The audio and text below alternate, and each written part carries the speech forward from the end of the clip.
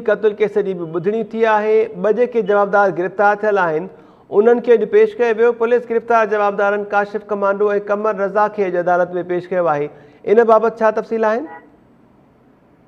जी बिल्कुल, मिठी जी additional session जज जी अदालत में दोदो भील क़त्ल केस की ॿुधणी रखियल हुई, जंहिं दौरान जेको आहे गिरफ़्तार जेके ॿ जवाबदार आहिनि, एंग्रो कोल माइनिंग कंपनी जो सिक्योरिटी इंचार्ज आहे काशिफ कमांडो ऐं कमर रज़ा गार्ड, उन्हनि ॿिन्ही जवाबदारनि खे अदालत में पेश कयो वियो ऐं उन मौक़े ते जेको केस जो आयो हो उन वधीक वक़्तु घुरियो, जंहिंजे करे हिन दोदो भील क़त्ल केस जी जेकी ॿुधणी आहे उहा 20 अगस्त ताईं जेको आहे मुलतवी कई वई आहे। ऐं जॾहिं त इहो बि तव्हांखे ॿुधाईंदा हलूं त हिन केस जो जेको हिकु मुख्य जवाबदार आहे, कंपनी जो अहम मुलाज़िम आहे जेको आहे हज़ीफ़ा जेको मलक, उहो 4 ॾींहं अॻु में अदालत मां ज़मानत रद्द थियण सबबु फ़िरार थी वियो। उहो अञा ताईं गिरफ़्तार न थी सघियो आहे, जंहिंजे करे मक़तूल जे वारसनि में ताव पकड़ियल आहे। PTI ऐं उनजे वारसनि पारां उन्हनि जी गिरफ़्तारी न थियण जी सूरत में एहतजाज जो चितापन ॾिनो वियो आहे।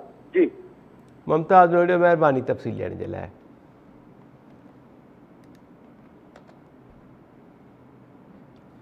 हैदराबाद की अदालत में कुरतुल ऐन उर्फ एनी बलोच के क़त्ल केस की ॿुधणी थी है।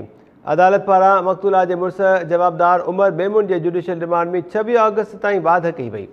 केस जो पक्को चालान अञा ताईं छो पेश न कयो वियो? अदालत पारा जांच ऑफिसर का पुछाणो कयो वियो।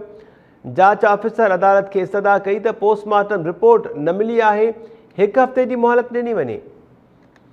ब्रेकिंग न्यूज़ अवां खे ॾियूं पिया। हैदराबाद की अदालत में कुरतुल ऐन उर्फ एनी के क़त्ल केस की ॿुधणी थी है। अदालत मक़तूला के मुड़स जवाबदार उमर मेमून के जुडिशियल रिमांड में 26 अगस्त ताईं वाध करे छॾी। केस जो पक्को चालान अञा ताईं छो पेश न कयो वियो? अदालत पारा जांच ऑफिसर का पुछाणो कयो वियो, जिते जांच ऑफिसर अदालत के सदा कई तो पोस्टमार्टम रिपोर्ट न मिली है, 1 हफ़्ते की मोहलत ॾिनी वञे।